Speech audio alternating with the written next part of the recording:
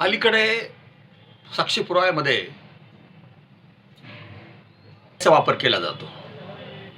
या एआयच्या वापराच्या आधारे अनेक वेळा खोटे पुरावे पण तयार केले जातात, मॉप केले जातात पुरावे.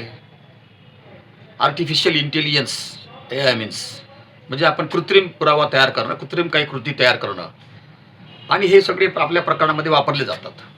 असाच एका प्रकरणामध्ये हे प्रकरण सुप्रीम कोर्टापर्यंत गेलं. सुप्रीम कोर्टाचे न्यायाधीश राजेश बिंदल आणि मनमोहन यांनी यावर महत्त्वपूर्ण निर्णय दिलेला आहे. खालच्या कोर्टामध्ये, फॅमिली कोर्टामध्ये हे प्रकरण चाललं होतं.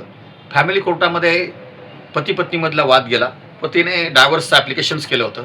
याच्यामध्ये दोघं 16 वर्षे वेगळे होते. मोर दॅन सफिशियंट त्यांचा पिरियड होता वेगळं राहण्याचा. कायद्यामध्ये न्यू कन्सेप्ट आलेली आहे, जी सुप्रीम कोर्टाने डायरेक्शन दिलेले, इरिट्रेबल ब्रेकडाऊन ऑफ मॅरेजेस.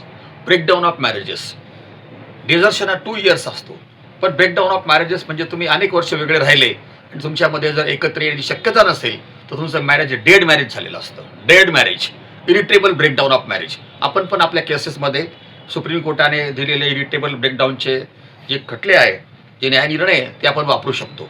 या स्पेसिफिक केसमध्ये 13 वर्षापासून वेगळे राहिलेले होते आणि फक्त 65 दिवस बरोबर राहिले होते, म्हणजे जेमतेम 2 महिने बरोबर राहिले होते.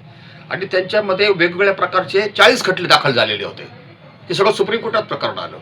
सुप्रीम कोर्टाने पूर्ण पुराव्याची छाननी केलं असता त्याच्या असं लक्षात आलं की जी पत्नी होती तिनं एआयच्या माध्यमातून, इंटेलिजन्सच्या माध्यमातून, आर्टिफिशियल इंटेलिजन्सच्या माध्यमातून काही पुरावे तयार केले होते, बोगस पुरावे तयार केलेले होते, ज्याच्यामध्ये फोर्जरी संदर्भात जे काही होते पेपर्स ते पण खोटे होते.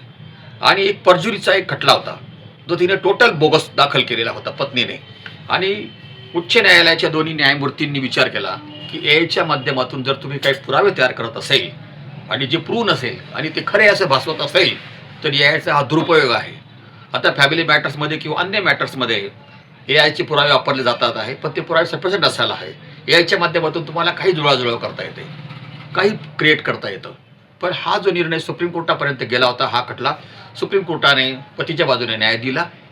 बायकोने दाखल केलेले सगळे एआयचे खटले कोर्टाने ग्राह्य नाही मानले आणि पतीचा जो डायव्हर्स होता त्याला खालच्या कोर्टाने दिला, ते फॅमिली कोर्टाने तो कायम केला. आपणही आपल्या प्रकरणामध्ये हे प्रकरण केसला वापरू शकतात. धन्यवाद.